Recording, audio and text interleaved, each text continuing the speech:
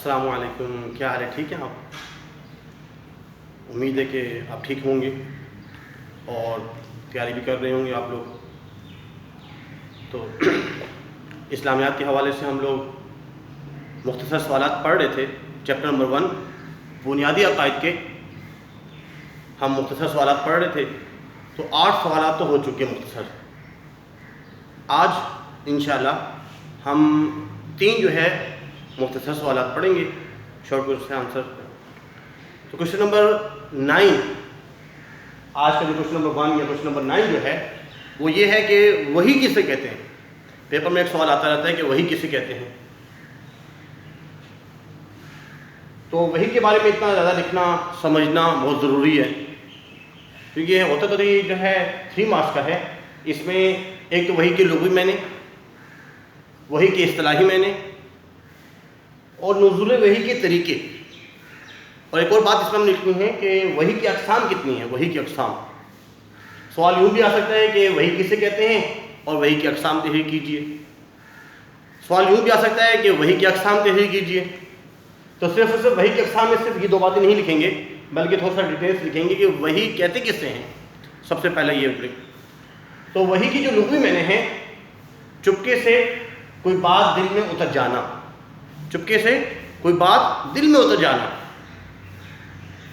اشارہ کرنا، القاء کرنا، یہ سب کے سب جو ہے وحی کے لغوی معنی.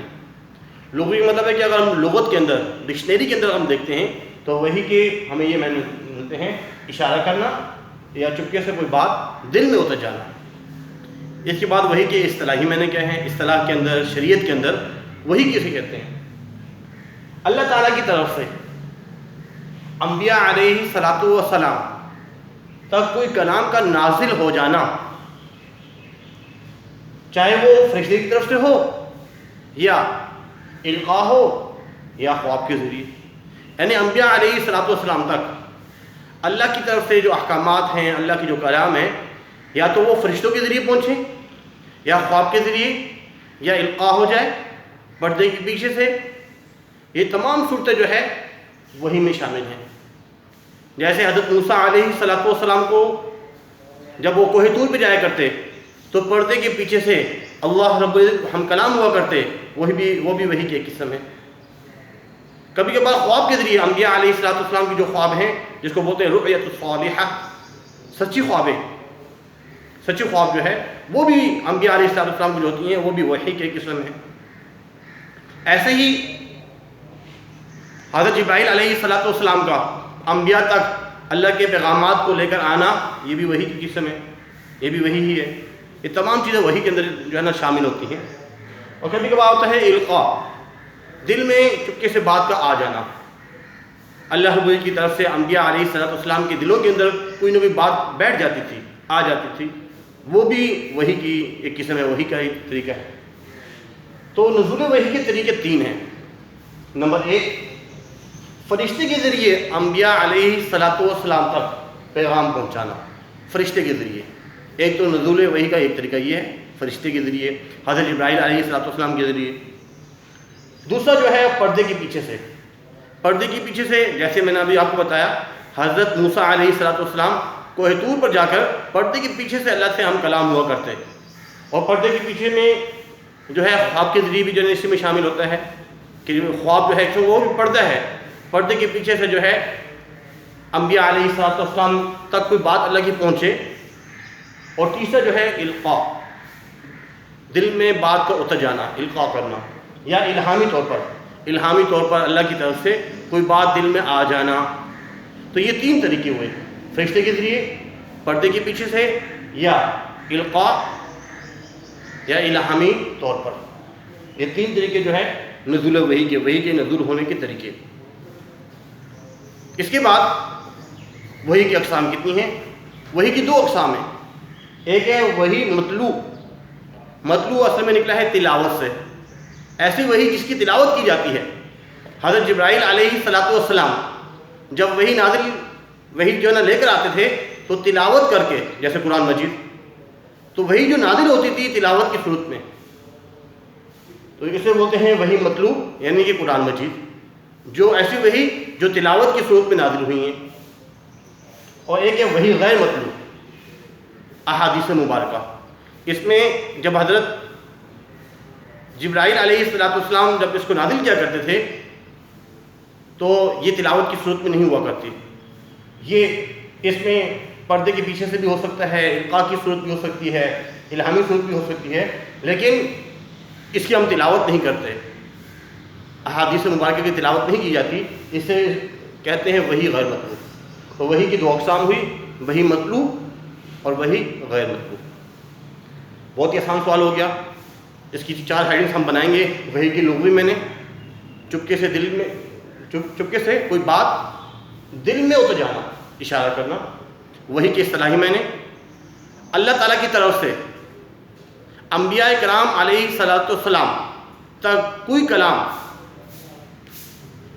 کا نازل ہونا، چاہے وہ فرشتے کی طرف سے ہو یا القاء ہو یا خواب کے ذریعے، جیسے بھی ہو، یہ وحی کی جو ہے اصطلاحی میں نے بنیں گے۔ پھر اس کے 3 طریقے، فرشتے کے ذریعے، پردے کے ذریعے یا القاء یا الہامی صورت۔ وحی کی جو ہے اقسام 2 ہیں، وحی مطلوب اور وحی غیر مطلوب۔ اس کے بعد اگلا جو سوال ہے، سوال نمبر 10، یہ 2 سوال ہیں، سوال نمبر 10 اور 11 ایک جیسے ہیں۔ پہلے میں پوچھتے ہیں انبیاء علیہ السلام کی خصوصیات تحریر کریں، اور ایک اور سوال کبھی ایسے بھی آ جاتا ہے کہ رسالت محمدی صلی اللہ علیہ وسلم کی امتیازی خصوصیات تحریر کریں۔ امتیازی خصوصیات، ایسی خصوصیات جو حضور صلی اللہ علیہ وسلم میں ہوں اور باقی انبیاء میں نہ ہوں، اور اس میں وہ خصوصیات بتانی ہیں کہ جو خصوصیات صرف جو ہے نا انبیاء علیہ السلام میں ہو۔ تو شروع میں ہم جو ہے نا اس میں ابتدائیہ لکھیں گے کہ انبیاء علیہ السلام کی خصوصیات تو بہت سی ہیں، لیکن ان میں سے چند ایک یہ ہیں۔ نمبر 1، معصومیت۔ معصومیت کا مطلب ہوتا ہے گناہوں سے پاک، معصوم، گناہوں سے پاک۔ تمام انبیاء علیہ السلام گناہوں سے پاک ہوا کرتے ہیں۔ اکثر انبیاء علیہ السلام کو جو نبوت ملی وہ 40 سال کی عمر میں ملی، لیکن حضرت عیسیٰ علیہ السلام کو بچپن میں یہ نبوت ملی۔ لیکن یہ جتنا بھی عرصہ انہوں نے نبوت سے پہلے کا یا نبوت کے بعد کا جتنا بھی عرصہ جو انہوں نے گزارا یا گزارتے تھے، گناہوں سے پاک ہوا کرتے ہیں۔ اللہ رب العزت شیطان سے ان کو دور رکھتے تھے، کیونکہ ان کو نبی بنانا ہوتا تھا۔ اس لیے تمام کے تمام انبیاء علیہ السلام کی خصوصیت یہ ہے کہ وہ گناہوں سے پاک ہوا کرتے، ان سے کوئی گناہ سرزد نہیں ہو سکتا، نہ ہوا۔ تو تمام انبیاء علیہ السلام معصوم ہیں، گناہوں سے پاک ہیں۔ دوسری ہیڈنگ، دعوت اللہ۔ دعوت اللہ، تمام انبیاء علیہ السلام کی خاصیت یہ ہے کہ اللہ کے پیغامات لوگوں تک پہنچانا۔ دعوت اللہ، اللہ کی دعوت دینا، اللہ کی طرف بلانا کہ اللہ ہمارے خالق ہیں، اللہ ہمارے مالک ہیں، اللہ ہمارے رازق ہیں، اللہ نے ہمیں پیدا کیا، اللہ ہی سب کچھ کرنے والے ہیں۔ اللہ نے انسان کو ایک مقصد کے لیے پیدا کیا، انسان نے اس دنیا سے چلا جانا ہے اور آخرت میں حساب کتاب دینا ہے۔ یا تو اگر نیک عمل کیے ہوں گے تو جنت، برے اعمال کیے ہوں گے تو جہنم۔ تو تمام انبیاء علیہ السلام مغیبات کی باتیں، آخرت کی باتیں، جنت کی باتیں، قبر کی باتیں، جہنم کی باتیں، آخرت کی باتیں اور پچھلے انبیاء علیہ السلام کے قصے سنایا کرتے، اور اللہ کی جتنے بھی اللہ کی طرف لوگوں کو بلانا کہ یا ایھا الناس قولوا لا الہ الا اللہ تفلحوا، اے لوگوں لا الہ الا اللہ پڑھ لو کامیاب ہو جاؤ گے۔ تو لوگوں کو اللہ کی دعوت دینا، اللہ کی طرف بلانا، کیونکہ تمام انبیاء علیہ السلام داعی ہیں، لوگوں کو اللہ کی طرف بلایا کرتے تھے۔ تو تمام انبیاء علیہ السلام کی خصوصیت میں یہ ہے کہ انہوں نے دعوت تبلیغ کا کام کیا، لوگوں کو اللہ کی طرف بلایا۔ تیسری جو ہے تعلیمات من جانب اللہ۔ انبیاء علیہ السلام جو بھی تعلیمات دیا کرتے اپنی امت کو، وہ اپنی طرف سے نہیں ہوا کرتی، وہ بلکہ اللہ کی جانب سے ہوتی ہے، اللہ کی طرف سے ہوتی ہیں۔ وہ تعلیمات من جانب اللہ ہوتی ہیں، اپنی مرضی سے کچھ نہیں کہہ سکتے۔ جیسے قرآن میں بھی آتے ہیں وَمَا يَنطِقُ عَنِ الْهَوَىٰ إِنْ هُوَ إِلَّا وَحْيٌ يُوحَىٰ، کہ ہمارے نبی صلی اللہ علیہ وسلم اپنی مرضی سے، اپنی خواہشات کے مطابق کوئی بات نہیں کرتے، جو بھی بات کرتے ہیں وہ وحی ہوتی ہے۔ تو تمام انبیاء علیہ السلام کی خصوصیت یہ ہے کہ وہ جو تعلیمات دیتے ہیں وہ من جانب اللہ ہوتی ہیں، اللہ کی طرف سے ہوتی ہیں۔ تو 3 ہیڈنگز بہت ہی آسان ہیں، انبیاء علیہ السلام کی خصوصیات، معصومیت، دعوت اللہ، اور نمبر 3 تعلیمات من جانب اللہ۔ اس کے بعد اگلا سوال جو ہے رسالت محمدی صلی اللہ علیہ وسلم کی امتیازی خصوصیات، وہ خصوصیات جو دوسرے انبیاء میں نہیں ہوں، صرف ہمارے نبی صلی اللہ علیہ وسلم میں وہ خصوصیات ہوں۔ پہلی خصوصیت امام الانبیاء، ہمارے نبی جو ہے وہ امام الانبیاء ہیں، تمام نبیوں کے امام ہیں۔ معراج کے موقع پر جب حضرت جبرائیل علیہ السلام حضور صلی اللہ علیہ وسلم کو مکہ سے، بیت اللہ سے بیت المقدس لے کے جاتے ہیں براق گھوڑے پر، اور جب وہاں پہ تمام کی تمام انبیاء علیہ السلام صف کے بنائے کھڑے ہیں، حضرت آدم علیہ السلام سے لے کر حضرت عیسیٰ علیہ السلام تک تمام انبیاء علیہ السلام صفے بنائے کھڑے ہیں۔ امام کی جگہ خالی ہے، نماز کون پڑھائے گا، کون امامت کروائے گا؟ اتنے میں حضرت جبرائیل علیہ السلام کا نزول ہوتا ہے، حضور صلی اللہ علیہ وسلم سے فرماتے ہیں کہ اللہ کے حکم سے آپ ان سب کو نماز پڑھائیے۔ تو ہمارے نبی صلی اللہ علیہ وسلم نے سب کو نماز پڑھائی، تمام انبیاء علیہ السلام کو، حضرت ابراہیم علیہ السلام، حضرت نوح علیہ السلام، حضرت موسیٰ علیہ السلام، حضرت عیسیٰ علیہ السلام، حضرت ادریس علیہ السلام، تمام انبیاء علیہ السلام کھڑے، اور آپ صلی اللہ علیہ وسلم نے سب کو نماز پڑھائی، امامت آپ نے کروائی۔ اس لیے ہمارے نبی صلی اللہ علیہ وسلم امام الانبیاء ہیں، تمام نبیوں کے امام ہیں، تمام نبیوں کو امامت کروائی۔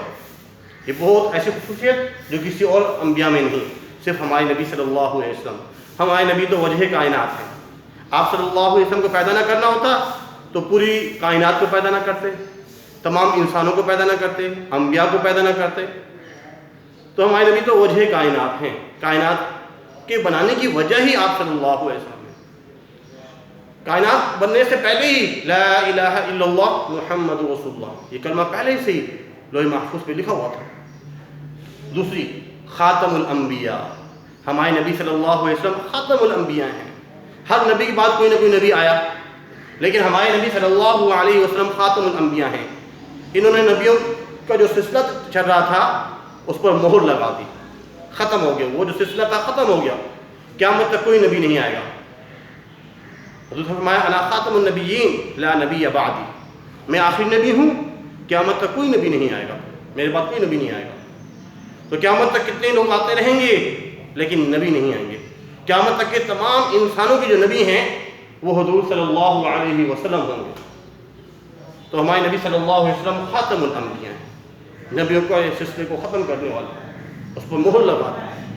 آخری حفاظت قرآن، جتنے بھی کتابیں نازل ہوئیں انبیاء علیہ السلام پر، توریت، زبور، انجیل، 100 صحیفے نازل ہوئے، کچھ عیسیٰ علیہ السلام پر، ادریس علیہ السلام پر، ابراہیم علیہ السلام پر، کچھ شریعتیں نازل ہوئیں، لیکن سب کی سب اپنی اصلی حالت میں نہیں ہیں، منسوخ ہو گئی ہیں۔